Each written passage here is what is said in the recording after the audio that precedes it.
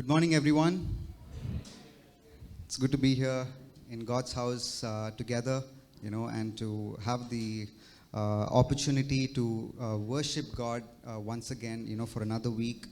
For today's message, we're going to be looking at a story from the Bible, which I'm sure that most of us know. But just as it's true about God's word, every story that we have, read in the Bible, perhaps many times, still has something to say to us, and every time, you look deep enough and hard enough, God can use the very story that you've already read, the very story you've already known, to still speak to you something and to maybe even remind you of something that you should be reminded of.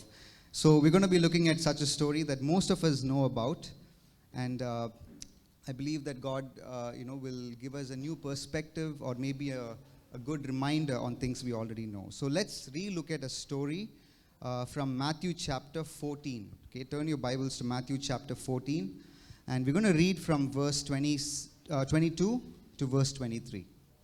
Matthew chapter 14, verse 22 to verse 23.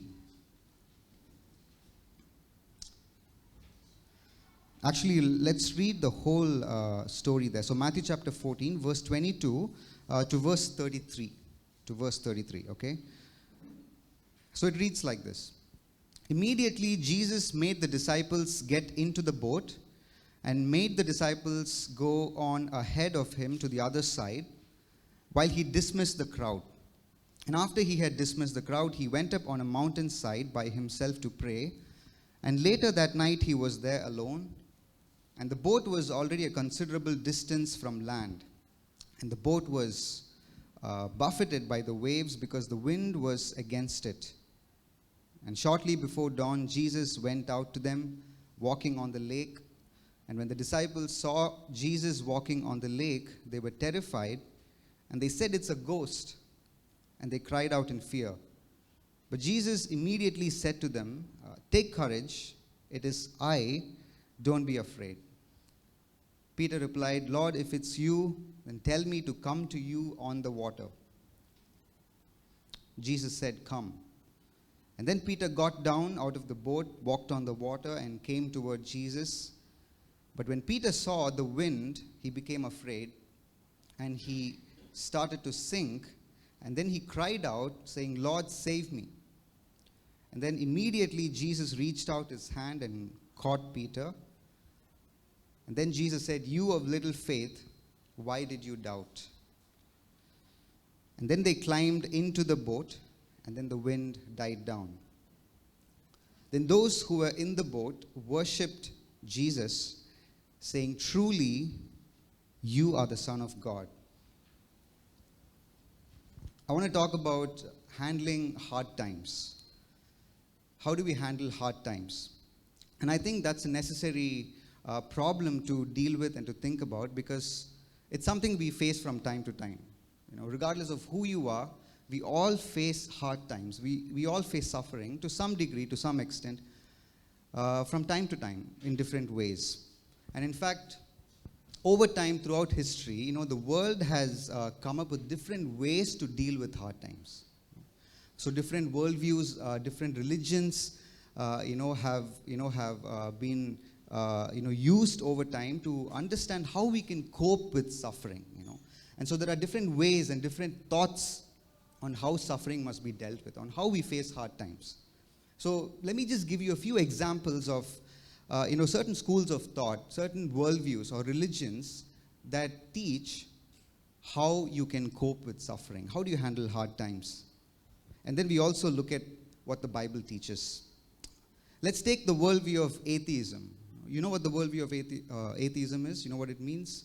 Atheism is simply the belief that there is no God. There is no God out there. So all that we have and see on earth is all there is. So there is no life beyond our life on earth. And so we are just simply living in a naturalistic material world. There is no God out there. And the logical conclusion of atheism is that you face suffering because suffering is simply a random course of event that happens to you. There is no real meaning or purpose to suffering. Suffering is simply a random event that occurs in your life. There's no meaning to it. It is something that just happens to you, because there is no order, in the world that we live in. So things just happen, in a random fashion, And so atheism says it's just a random event. You just have to face it, And the criticism it often receives from all the other views is that it makes life quite meaningless. That's how it is criticized. And then there's this view called Stoicism. You might have not heard that word before, but it's quite prevalent in modern thought. What it teaches is that you have to face life by making yourself tough. I have to toughen myself up. I have to get a tough skin. And I have to focus on things I can control. Things which I can't control is something I just have to let go. And so I have to put on tough skin and deal with suffering. There are some good points, that Stoicism teaches, which seem to be quite in parallel with what Bible teaches. But in terms of suffering, it says I have to be tough. And the criticism it receives is that it can make you quite hard as a person, because you end up suppressing your feelings so much that you don't engage or express what you feel, and so it can make you a hard person. It can make you hard-hearted. That's the criticism it gets. And the Bible doesn't teach that you got to deal with suffering in that way. And then there is hedonism. Okay, maybe these words are new to you, but the thought is not. It's quite prevalent in our times. Hedonism simply says you got to deal with suffering by turning to pleasure. Hedonism is the pursuit of pleasure. And so that's why, we know that people, can tell us that one of the things they, do to cope with suffering is that they turn to some kind of pleasure. Maybe, it is alcohol. Maybe it is, entertainment. Maybe it's binge watching. All kinds of pleasures out there in the world. People turn to that so that they can forget about the suffering in their lives. It's a way of coping with it. And then the criticism it receives is that it's a form of escapism, But escapism never works, because once you're finished, with your pleasure and you come back to life, you're still faced with the reality of suffering, and it makes you feel far worse than before. Hedonism. And then there is Eastern thought, religions like Buddhism and Hinduism. Buddhism teaches that you got to detach yourself. You have to let go of all desires. You have to have no desires. And it teaches that every suffering is actually a result of a desire. If you're in a health crisis and if you're suffering, it's because you desire health. And so if you don't desire health, you're not going to be in suffering. And so the criticism that receives is that it's a form of detachment. You got to detach yourself from life itself and let go of all desires. And some say it's actually self-negating, because the desire to let go of desires is also a desire in and of itself. So that's Buddhism. And then there's Hinduism, which is, an Eastern thought. And it teaches that any form of suffering is mostly a payback from your past life. You were a really, you were a person in your past life who didn't have good karma. You maybe engaged in a lot of bad deeds. You did a lot of bad things, perhaps. And whatever you did in your past life, which you're not aware of, it comes to you as payback, as suffering in this life. That's the system of karma it teaches. And the criticism it receives is that we don't know what we did in a past life. And it raises that question, then why am I suffering when I don't know what I did in my past life? I have no awareness of who I was, what I did. And so that's the criticism that receives. And then we come to monotheistic religions. What does that mean, monotheism? It means the belief that there is one God. Okay? Now, there are three religions that teach that. One is Islam, which teaches there is one God. And then there is Judaism, the Jewish religion. They also teach there's only one God, and they follow the Old Testament of the Bible and that alone. And then there is Christianity, which teaches there is one God. Now, what is Islam and Judaism? What do they teach about suffering? Well, they teach that suffering is not something random. Suffering is not something that just happens to you, that it's meaningless. What they teach is that there is a God who governs this universe. There is a God who is in control of all the course of events that happen in this life, in this world. They teach that there is a God up there, and he maintains and he runs the universe. And so any form of suffering that takes place in the world, it's because God has allowed it in his divine governance. So they teach that God is above your suffering. Both Islam and Judaism, of course there are some differences, but fundamentally they teach that God is above your suffering. And what does that mean? It means God is in control. God knows what's going to happen in the world, and he's in control of it all. So suffering is something that's under God. God is above it. Now, Christianity, of course, it's the Old Testament and the New Testament. Christianity also teaches, among many things, that God is above our suffering, but there is something more that Christianity says. It says, God is not just above the suffering, but he is in the suffering. God is not just in control of the suffering, but he is present in the suffering. He made himself present in the suffering. And that's the incarnation of God. That's what we find in Jesus. Because if Jesus on the cross, if that's God hanging there on the cross, what it shows us is that God is not just someone who is distant, a distant deity who is far away observing our suffering, but he's a God who wanted to enter into our suffering, participate in our sufferings, and be present in it with us. Emmanuel, God with us in suffering. So God's not just above it, but he is in it. The criticism it receives, I have to be fair. I talked about the criticism that all the other views receive, but the criticism that Christianity receives is that it's incompatible.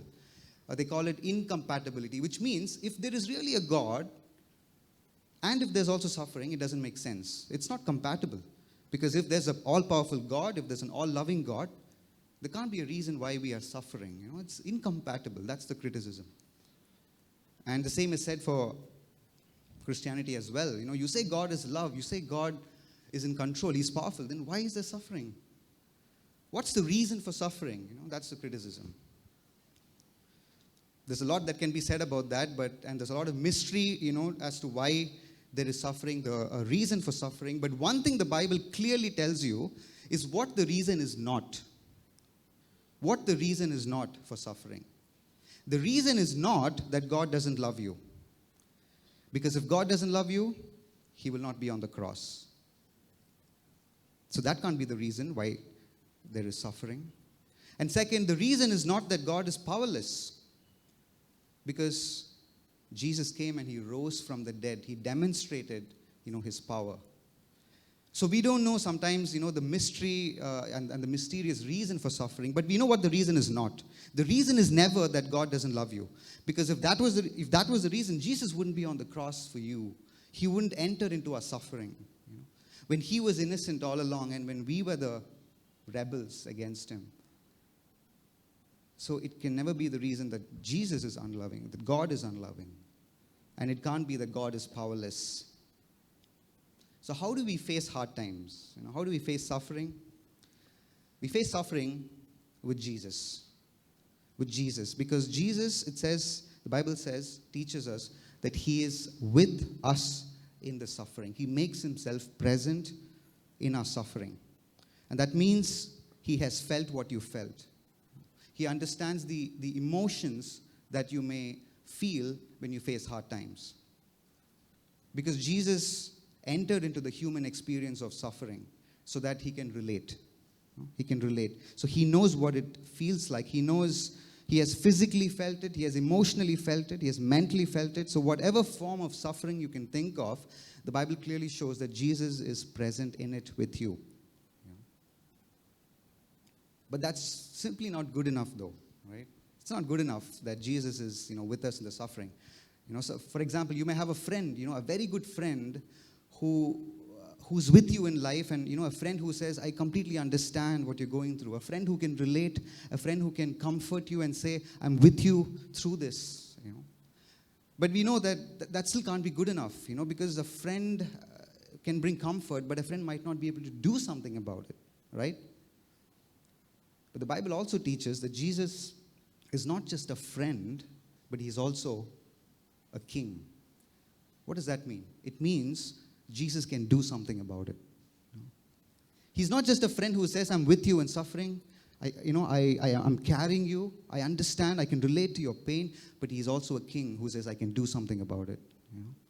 So what a friend we have in Jesus. Not just because he's a friend, but because he's the cosmic king who can do something about it. He's a king who can say, leave it to me. Leave this to me. He's a king who can say, I will handle this for you. So not just a friend, but also a king. And in the story that we, that we read this morning, it's a story of the, disciples panicking, disciples being afraid, disciples dealing with fear and inner turmoil. But then they discover that Jesus is with them in the suffering, and also Jesus is king. He has power over the situation. So that's the first thing you got to know.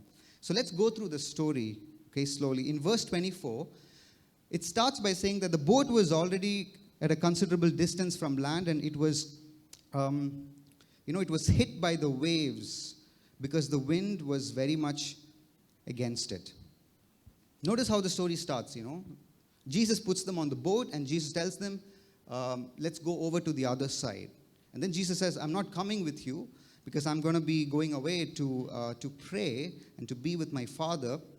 But I want you to get into the boat, and I want you to go, ahead. And so that's what happens. The disciples are traveling on the boat, and all of a sudden there's a huge storm. Okay? And then they start panicking. Now, this kind of panic is, it's not a small, minimal panic that you and I face quite often in modern times. I think in modern times we face far more panic, than we did before. We can think of some examples. Even small things, can make us panic. I was just thinking of some examples. Imagine you're in an office meeting, okay, online. What would make you panic all of a sudden? Your video being on, and you never realized it, and you were maybe not appropriately dressed for it. Maybe you were doing something else, not even looking into the meeting, and then suddenly you realize your video is on. What a panic that creates. Okay? Some of you have experienced that panic many times, right? What else? Maybe noticing a huge typo in the most important email of your life, and then you notice it after you send it out, right? A huge typo. Please find the attacked file. I don't know. Best regrets, comma, Ashwin. I hope to meet you, son, instead of soon. I don't know. I think we've all panicked over, some kind of a typo in a very important information that we had to send out. So we face different kinds of, panic situations, and many of them, at a small scale. But we also face crisis in life. We also face big-scale problems in life that make us panic. What kind of a panic did the disciples face? Well, it's the worst form you could think of because they're in a storm and their lives are in danger. So all they can think of is, we're going to drown. And all they're trying hard to do is not drown. That's what they're trying hard to do, right? So they find themselves in this storm. Now, here's the question. Why are they in the storm? Why are they in the storm? They're here in the storm because of verse 22, which says, Jesus made the disciples get into the boat. He made the disciples get into the boat in verse 22. And the Greek word there, which is enankasein, which says Jesus made, the word made, what it actually means in the original is that there is a bit of compulsion. Meaning Jesus sort of compelled them to get into the boat because he said, I want us to meet, I want us to go to the other side. There is something that we have to do there. And so there's a sort of compulsion. Now, why did Jesus have to compel the disciples to get into the boat? Because some of the disciples, being fishermen, they knew that the weather's not good. They knew that there is most likely a storm that's coming. And so they would have said, Jesus, this is not the time to get into a boat and travel. But then it says, no. Jesus made them. He sort of pushed them to get into the boat to go to the other side. So what we see is that because Jesus sent them, they are in a storm. Because of Jesus sending them, They're facing this hard time. All they did was listen to Jesus, obey Jesus, and then they face this storm. And you know what happened just before this? They saw a huge miracle, Jesus feeding 5,000, multiplying the food and feeding 5,000. And so they had such a wonderful experience because they witnessed a huge miracle, and then next moment they find themselves in a storm. What do we see? What does that show us? It shows us that, God doesn't just make miracles part of our lives. He also makes storms as part of his plan. Not just miracles, but even storms can be part of his plan. Even hard times can be part of his plan. And Jesus perhaps very well knew that there might be a storm coming, but there was a greater reason for that. And we see that even the storm was part of the plan. Now, the same story, maybe you don't know this, but the same story is also found in Mark's gospel. And sometimes people ask, what's the point of having the same story repeated in multiple gospels? Well, one reason is that there are different details, that different versions give us. So Mark's version gives us a very interesting detail. In Mark 6:48, it says, Jesus saw the disciples straining at the oars because the wind was against them. It says Jesus saw the disciples straining. In Matthew's gospel, it's not very clearly mentioned, but in Mark's gospel, it says Jesus saw them. Now, why is that a very important detail? Because the disciples were on their own, they were in the boat, and they were facing this storm, and they thought they were on their own. They thought that, they are most likely going to drown and die, but what they didn't realize is that Jesus saw them. Jesus saw them. In Mark's version, it says Jesus saw them straining. He saw them straining. Now, why does that matter? Because one of the first things we feel when we face a hard time is, God, I feel like you're not seeing this. We say, God, I feel like this is not in your view. I feel like you're not even seeing what is happening. That's how it feels to me. And so many of the Psalms in the Old Testament are prayers of that kind. God, are you seeing this? Are you seeing what is happening to me? But the Bible says Jesus saw them. The Master's eye was upon them. They were still always in view of Jesus.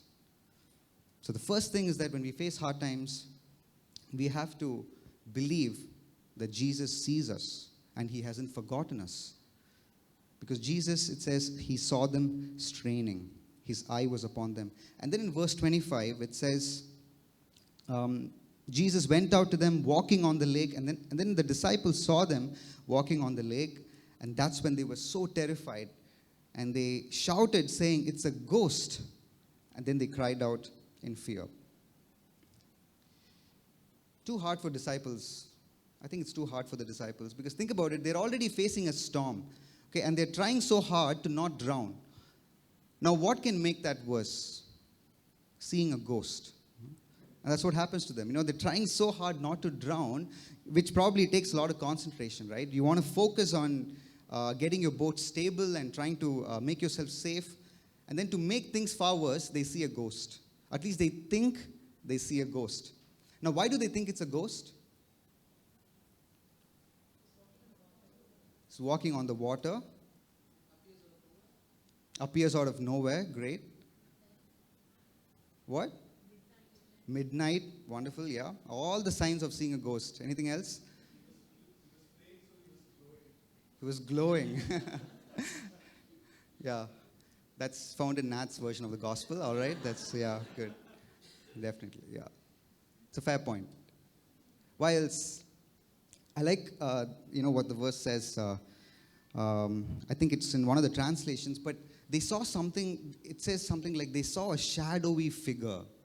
They saw a shadowy figure, in the distance. And this figure is walking on water. In the distance, they just see a shadowy figure that's walking on water. And that has all the signs of seeing a ghost, because who can walk on water? Nobody can walk on water. And so they see that, and all they can think of is it's a ghost, and then they cry out in fear. And then what does Jesus say to them? He says, it is I. That word I there, is actually quite significant because many scholars say it echoes, the statement made by Yahweh in the Old Testament when he said, I am, I am. And so Jesus is echoing, that statement from Yahweh. Jesus says, it is I, do not be afraid. And here's the fascinating thing, for the disciples. When they realized that it is Jesus, that's when it occurred to them that Jesus is somebody who's able to walk on water. Because what does it take to walk on water? You have to have control over natural law. You have to have control over gravity. You have to have control over water. You have to have control over the natural realm. And they realized that water bends and bows to the will of Jesus. Even water. Gravity bows at the feet of Jesus. This natural world, any factor you can think of, it bows at the feet of Jesus. Jesus came, in his godness. He demonstrated, his identity in that situation. And you know what that shows us? It shows us that any factor you can think of, Jesus is in control of it. Any factor has to bow at the feet of Jesus. Why is that important? Because, when we face hard times, there are so many factors, that we deal with, so many factors that are at play, so many factors that are, contributing, to the suffering. But it shows us that Jesus is in absolute control. Every factor you can think of bows at the feet of Jesus. A story I came across recently about a pastor, in the U.S. who was falsely accused. And so he was taken to the court, and the case was made against him. And he had a lawyer for himself too, to defend his case. But he said it was so terrifying because I realized my whole life was placed in that moment in the hands of the jury. He said, because if the case is made against me, and if it's a compelling one, and if it can sway the jury in a particular direction, then clearly I'm at the mercy of their view, their perspective. And he said the problem is that, the jury's perspective can be swayed. And it's a false case that was filed against me, but the case was made so strong and compelling. And he said there were so many things at play. I was just not in control. There was nothing I could do about it. And so he held on to Jesus. He held on to the sovereignty of Jesus. Jesus, who was in absolute control of all factors. And then the verdict was passed, and he was found to be innocent. And then he said, the final verdict actually is not given by the jury, it's given by Jesus. Because Jesus is the one who is in absolute control of all things. Everything has to bow at the feet of Jesus because he holds all authority, in heaven and on earth. So when we face hard times, we have to rest in the sovereignty of Jesus, in his absolute control. So remember that Jesus has control over everything that you face in life. And then it goes on to say, verse 27, Jesus immediately said to them, "Take courage, it is I, do not be afraid." What's really fascinating is that the moment Jesus spoke, even in that storm, his voice was heard. His voice was heard. And I'm trying to put myself in that circumstance, in that storm. I wonder how it's possible for a human voice to be heard. Maybe Jesus is at a distance, because they thought it was a ghost. But Jesus' voice is audible even in the worst of storms. And that means you could be in the worst of times in your life, but Jesus' voice can still be heard. Even in the worst of storms, they could hear his voice. And what happened when they heard his voice? It calmed their fear. They were no longer afraid of the storm. The voice of Jesus can calm you down when you face hard times. It's not the voice of reason, because we can reason with ourselves, but it's not the voice of reason that comforts and calms us down. It's the voice of Jesus, that calms our fears. And then Peter makes a wonderful request. He says, "Lord, if it's you, ask me to come to you on the water." A bold, powerful request. And Jesus says what? He says, come, come. You know, in every storm we face in life, it's an opportunity to draw nearer to Jesus. Every time we face something hard in life, it is an opportunity to go closer to Jesus. And Jesus will always say, come, come. And so Peter draws closer to Jesus. He begins to walk on water. He takes a bold step of faith. Now think about that. How was Peter able to put his leg out of the boat knowing that it's water, knowing that naturally he's going to drown, he's going to sink into the water, and he's not going to be able to swim in the storm? How was Peter able to take that bold step of faith? How do you think Peter made that decision? What is that? He was only seeing Jesus. Do you think Peter jumped out of the boat? Or do you think he was careful when he took the first step? What's that? He stepped out. You don't think Peter jumped out of the boat, right? Why? Because we are all very careful. You know, we're all very careful. We don't want to take risks. And so I imagine that he's not, so full of faith that he can jump out of the water knowing with full confidence he's going to stand.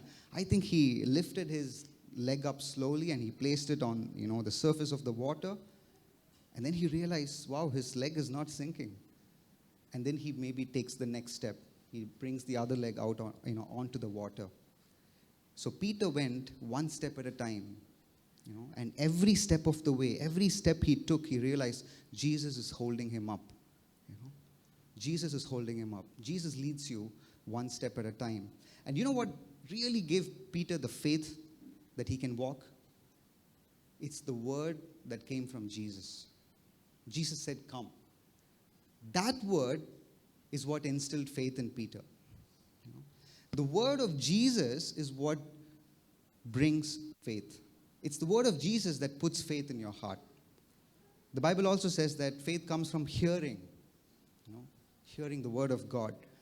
So Jesus' word sparks faith, and his word sparked faith in Peter, and then Peter begins to walk on water. You know what it actually symbolizes, Peter walking on water? What it symbolizes is that when you act in faith, with your eyes on Jesus, with your focus on Jesus, you can walk on impossible ground. You can walk through impossible situations with your eyes fixed on Jesus. That's what it symbolizes. Even in the hardest of times, even in the most impossible ground, we can still walk if our focus and our eyes are fixed on Jesus. And then there's a sudden twist, as there is in all stories. Verse 30, it says, when Peter suddenly saw the wind, he became afraid and he started sinking. And then he cried out saying, Lord, save me. How did the moment of doubt creep into Peter? Because of what he saw. Because of what he saw. He took his eyes off of Jesus, and because of what he saw, he started sinking into the water.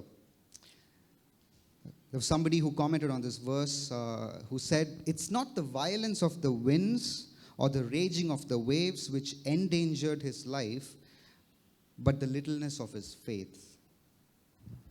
It's the littleness of his faith.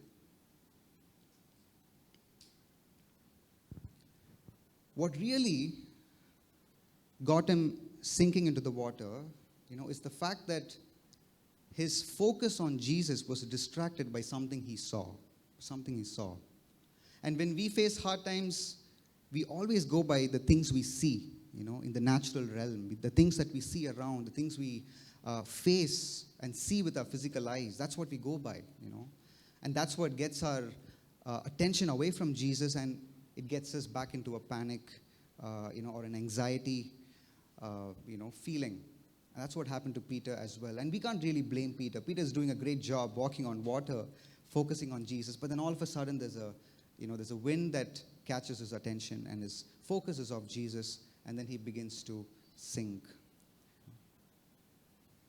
But then what happens? Peter cries out, saying, Lord, save me.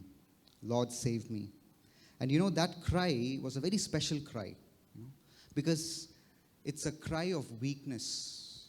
When Peter said, Lord, save me, as he was sinking, it was a cry of weakness, and it was a very feeble cry. It was a weak cry as he was sinking.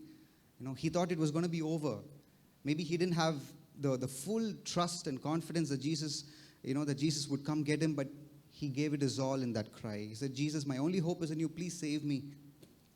It's a very weak cry, but it doesn't go unnoticed, right? It falls on Jesus' ears. He listens. And that's why Jesus reaches out to save him. When we face hard times, even a small, weak cry of faith will bring Jesus to you. Even a weak cry of faith will bring Jesus to you. And his strong hands will pull you out of anything that is trying to sink you and drown you. And then in verse 31, it says, Jesus reached out and caught him. And then Jesus said, you of little faith, why did you doubt? When did Jesus rebuke Peter? Because, that question, you of little faith, why did you doubt? That's a rebuke, right? When did Jesus do that? He did that after saving Peter. After saving Peter. And that's quite remarkable. Jesus is not kicking Peter when he's down. Jesus rescues Peter first and then asks that question. Oh, you of little faith, why did you doubt? Now, I wonder how you picture that scene as it happened. I wonder how you have it in your mind. I wonder if you imagine Jesus looking at Peter and he's sort of scolding Peter as to, in asking, oh, you have little faith, why did you doubt? I wonder if that's the picture you have in mind. That's the picture, I once had in mind. But I don't see that to be the true picture of what happened. What I imagine is that Jesus lifted Peter out of the water, and then from there, Jesus and Peter, they were walking hand in hand towards the boat. And as they were walking hand in hand, very gently and very tenderly, Jesus looks at Peter and says, oh, you of little faith, why did you doubt? Did you really think I was going to let you drown? Did you really think that just because you got distracted, did you think you were going to drown? What is Jesus saying? Jesus is saying, even if you got distracted by that wind, my grace is still greater than your failure. That's what Jesus is saying. He's asking a rhetorical question. Jesus is not asking for information, but he's asking a rhetorical question. Why did you doubt? Did you really think that I will let you drown? I will let you sink? And Peter has no words. He has no reply. Because it's not a question, but it's a reaffirmation of Jesus' commitment to Peter. That's what that question is. Why did you doubt? And then in verse 32, it says, they climbed into the boat, and then the wind died down. And then those who were in the boat worshipped him, saying, truly, you are the Son of God. You are the Son of God. Now, in a very similar story, in the Gospels, there's a story about disciples being in the storm, and then Jesus is sleeping on the boat. Do you know that story? Sleeping on the boat, and then Jesus gets up, and then he says, peace be still, and then the wind dies, right? But what's noticed in this story is that Jesus doesn't actually speak that word. He doesn't say, peace be still to the storm, to the winds and the waves. He doesn't say anything to them. But it just begins to die down. It begins to become calm automatically. And Jesus just being there without having, without saying that phrase, peace be still, or commanding the storm to die down, it just begins to die down. Why did that happen? Because the story actually also shows us that the mere presence of Jesus was enough to bring peace. Just the presence of Jesus, just Jesus being there was enough to bring peace in the storm. And the storm died immediately. The peace of God, when we face hard times, the peace of God comes through the presence of Christ. It comes through the presence of Christ. It comes when you feel that Jesus is with you, right there with you. The presence of Jesus, the mere presence of Jesus brought peace. And if your circumstances are really dire and hard, even if they are the worst of times you're facing, if you have the presence of Jesus, you will have peace. But on the other hand, your circumstances could be so smooth, serene, tranquil, absolutely no problems, and it's a wonderful time. But if you don't have the presence of Jesus, you may still not have peace. Because Peace doesn't come from the absence of trouble, but from the presence of Jesus. That's where peace comes from. It's not the absence of danger, but the presence of Jesus. And then, it says that they, being in the boat, worshipped Jesus, saying, "Truly, you are the Son of God." And that's quite significant because this is the first time, as it's observed, that they make a very plain and open acknowledgement that Jesus is the Son of God. It's like saying this is the first time they actually declared and truly said openly, very surely that Jesus is God, based on that title, Son of God. And they said, truly, they were, worshipping. They said, "Truly, you are the Son of God." So they proclaimed, for the first time that Jesus is God. What does that mean? It means that they ended up saying something about who Jesus is. They had something to say about who Jesus is. And I find that to be true for us too, that when we face hard times, and once Jesus carries us and brings us out through that, we'll have something to say about Jesus. We'll have something to proclaim. We'll have something to say. We'll say, Jesus was the one who provided for me. Jesus was the one who walked with me through it. He was the one who was there with me. It was His presence that brought peace, not the things that happened around me. We'll have something to say about Jesus. And we will be in worship, as the disciples were. So where do we find our security when we face hard times? It's in the presence of Jesus. And the mere presence of Jesus brings peace to us as we face hard times. So we have a friend in Jesus, but not just a friend, we have a cosmic king who has absolute control over everything, who's very much present in our sufferings, and who invites us to draw closer to Him in our hard times. And even if we falter for a moment, we know that His graceful hands can reach us and pull us out when we are in need, and His presence will be our peace in all the hard times that we face.